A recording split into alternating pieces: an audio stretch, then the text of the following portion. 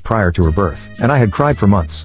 6. When my son was 2 years old, I had taken him in the middle of the night to the toilet. On the way back to his bedroom and before I switched off the lights, he stopped and appeared to be looking at something towards the ceiling in the living room. I looked up and saw nothing. I asked him what he was looking at and his exact words were, "The man. See the man there, mummy?" I replied no. He then went on to describe him as tall with no hair, a hat and wearing a very long black coat. I never gave it much thought as he would mention what I believed to be an imaginary friend a number of times. Fast forward 4 years later, I had my second child, a girl, who at the time had just turned 2 years old and was quietly playing nearby the living area. Suddenly she goes very quiet and so I pop my head around to see what she is up to. I find her looking up towards the ceiling, just staring at what I could see as nothing. I ask her, "What are you looking at?" While pointing at the ceiling she says, "The man, mummy." At that point I recall my son saying the same thing at the exact same age. I ask her, "What does he look like?" Her reply was no hair, a hat and a long black coat. I couldn't believe it. It was the exact description my son gave me when he was 2 years old. I told my husband about this and he tells me that his grandfather died of a heart attack when he